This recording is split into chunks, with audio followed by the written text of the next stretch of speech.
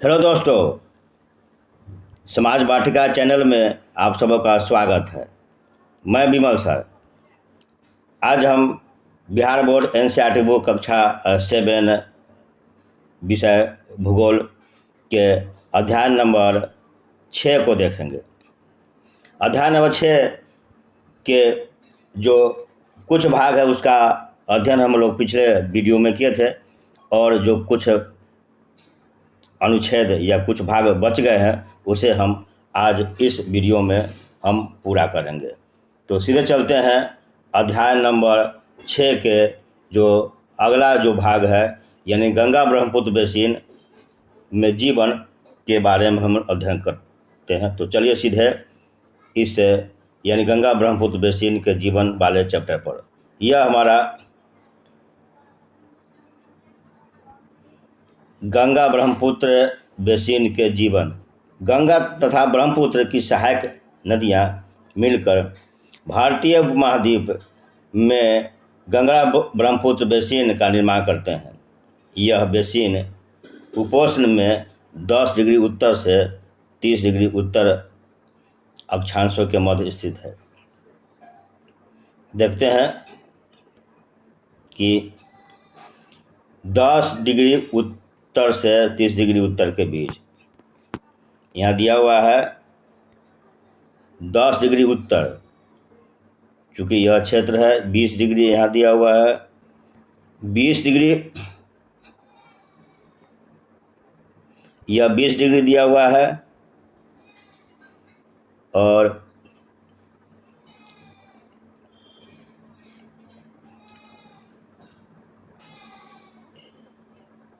इधर 10 डिग्री यहाँ से लेकर आपका 30 डिग्री 32 डिग्री दिया हुआ है, तो यहाँ के बीच तो लगभग का यह जो क्षेत्र है, यह जो पूरा का क्षेत्र है वह गंगा ब्रह्मपुत्र बेसिन का क्षेत्र है।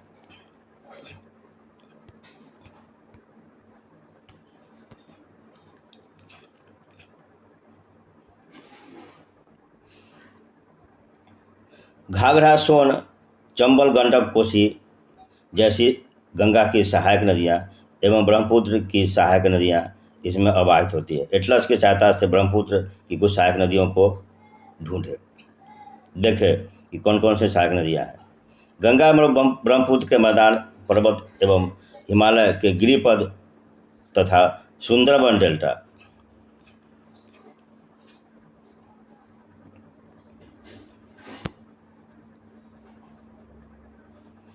इस बेसिन की मुख्य विशेषताएं हैं।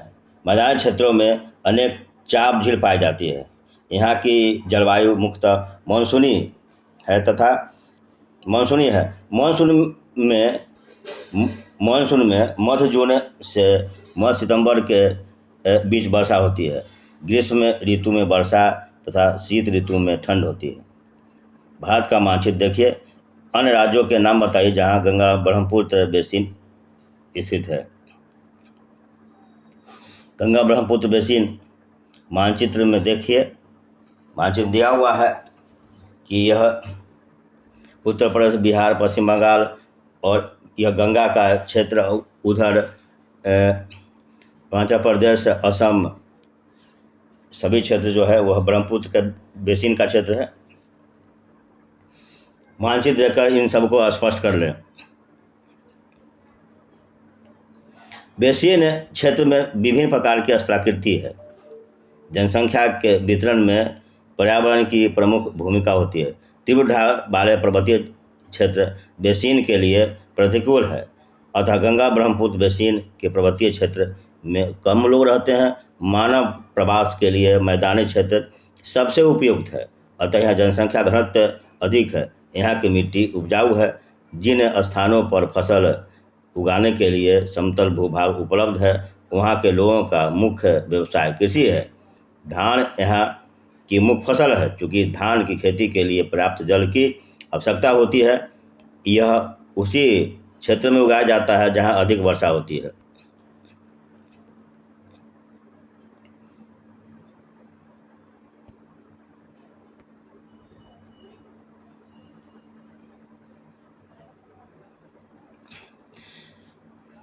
यहाँ उगाई जाने वाली अन्य फसलें जैसे गेहूँ, मक्का, ज्वार, चना एवं बाजरा है।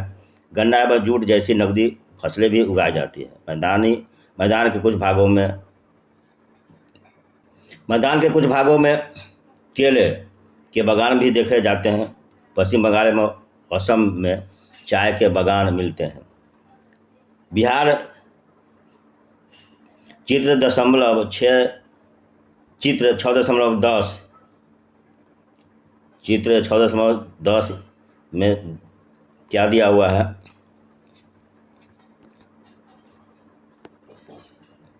हाँ, यहाँ दिया हुआ है धान की खेती। अधिक वर्षा वाले क्षेत्र में धान की खेती की जाती है। क्योंकि यह अधिक वर्षा वाला क्षेत्र है, यहाँ धान की खेती प्रमुख खेती है। उसके बाद असम में चाय के बागान का क्षेत्र यह।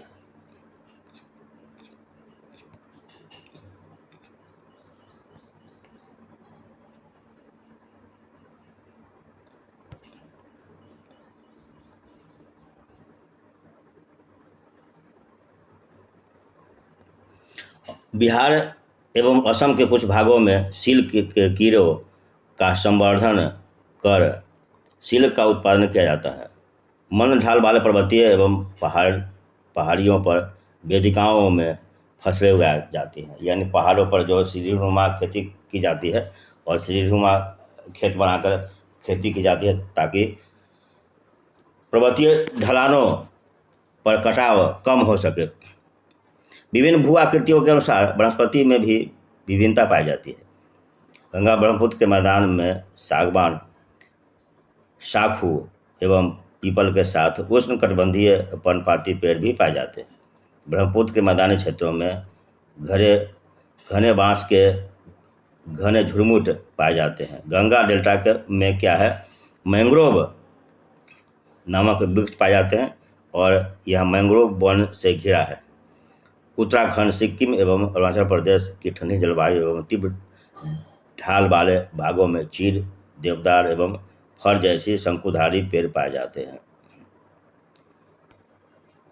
जनसंख्या घनत्व का अर्थ यानी 1 वर्ग किलोमीटर क्षेत्र में रहने वाले लोगों की संख्या को जनसंख्या कहते हैं।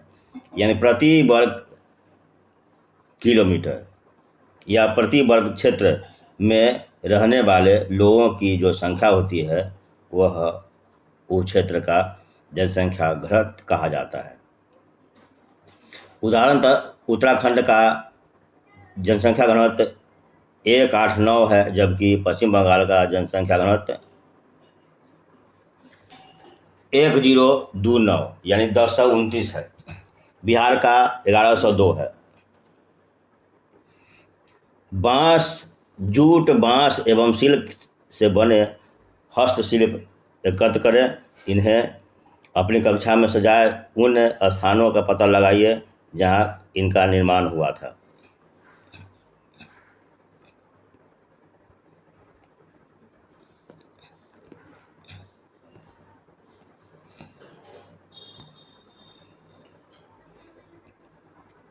बेसिन में विभिन्न प्रकार के वन्य जीव पाए जाते हैं। इनमें हाथी, बाघ, हिरण एवं बंदर आदि समान रूप से पाए जाने वाले जीव है। एक सींग वाला गैरा ब्रह्मपुत्र के मैदानों में पाया जाता है। चित्र 14.11 में दिया हुआ है गैरा, एक सींग वाला गैरा। डेल्टा क्षेत्र में बंगाल टाइगर एवं मगर पाए जाते हैं। यह जो क्षेत्र है, यहाँ पर इसमें मगर और यह बंगाल टाइगर वाला क्षेत्र है। उसके बाद जो है 6.12 हो गया। नदी के साफ जल एवं झील एवं बंगाल की खाड़ी में प्रचुर मात्रा में जलीय जीव पाए जाते हैं। रोहू, कतला एवं हिल्सा मछलियों की सबसे लोकप्रिय प्रजातियां हैं। मछली एवं चावल इस क्षेत्र में रहने वाले लोगों का मुख्य आहार है। यहाँ दिया हुआ है वेदिकाओं का निर्माण खड़ी ढलानों पर समतल सतह बनाकर कृषि करने के लिए होता है। ढलान को इसलिए हटाया जाता है कि जल का प्रवाह तीव्रता से न हो।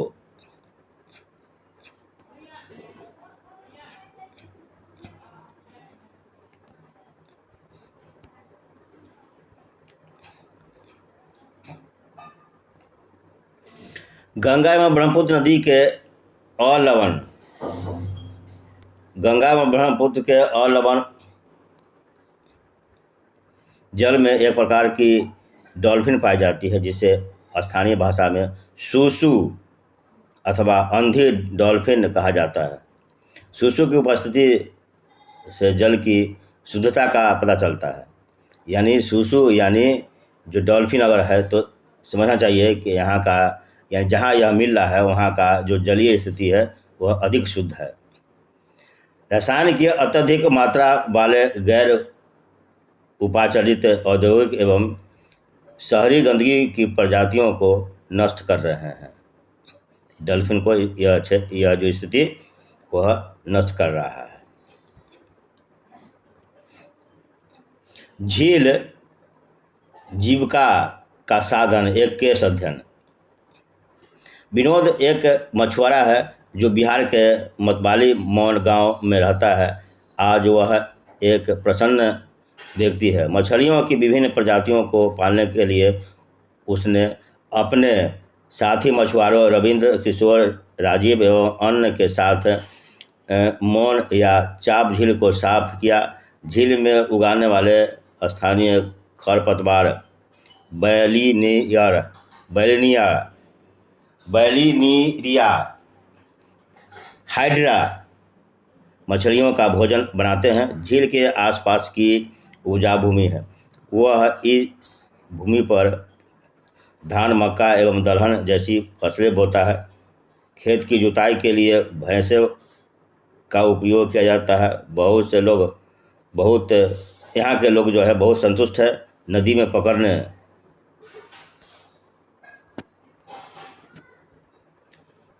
खाने और बेचने के लिए काफ़ी मछलियाँ हैं। उन्हें पकड़कर वो पास के शहरों में भी बेचते हैं। यह समुदाय प्रकृति के साथ समरसता बनाकर रहता है।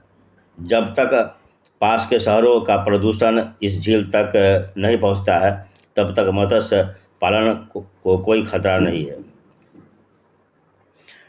इसमें दिया बॉक्स में सार्वभौमिक स्वच्छता कवरेज प्राप्त करने एवं स्वच्छता पर ध्यान केंद्रित करने के प्रयासों में तेजी लाने के लिए भारत के प्रधानमंत्री ने 2 अक्टूबर 2014 को स्वच्छ भारत मिशन का शुभारंभ किया।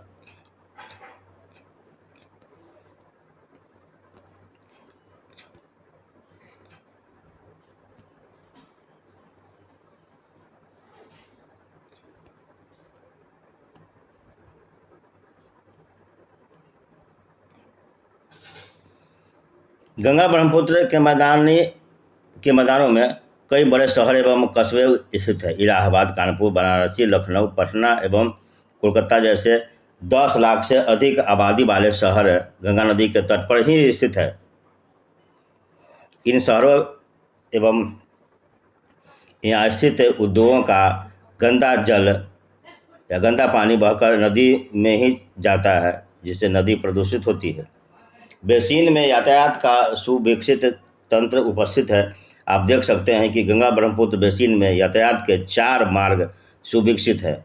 मैदानी इलाकों के लोग सड़क मार्ग एवं रेल मार्ग द्वारा एक स्थान से दूसरे स्थान तक जाते हैं। नदी के तटीय क्षेत्रों में जल मार्ग यातायात का प्रभावशाली माध्यम है। कोलकाता हुगली नदी पर स्थित एक महत्वपूर्ण बंदरगाह है। इन कोलकाता जो है यह हुगली नदी पर स्थित क्या है, एक महत्वपूर्ण पत्तन है या बंदरगाह है। पत्तन को ही बंदरगाह कहा जाता है, पोर्ट्स। मैदानी क्षेत्रों में कई बड़े हवाई पत्तन भी स्थित है। हवाई पत्तन मतलब एरोड्राम। गंगा नदी के संरक्षण के लिए नमामि गंगे कार्यक्रम को शुरू किया गया है। पर्यटन इस बेसिन की एक महत्वपूर्ण क्रिया है। आगरा में यमुना के किनारे स्थित ताजमहल, इलाहाबाद में गंगा एवं यमुना की नदी का संगम, उत्तर प्रदेश एवं बिहार में बौद्ध स्तूप, लखनऊ का इमामबाड़ा, असम का काजीरंगा एवं मानस वन प्राणी अभयवन तथा अरुणाचल प्रदेश की विशिष्ट जनजातीय संस्कृति जैसे कई दर्शनीय स्थल है। यहाँ दिया हुआ है मानस वन प्राणी अभय वन में बाघ। तो इसी के साथ है हमारा यह जो वीडियो है वह समाप्त हो रहा है, और इसी के साथ यह चैप्टर भी समाप्त हो रहा है।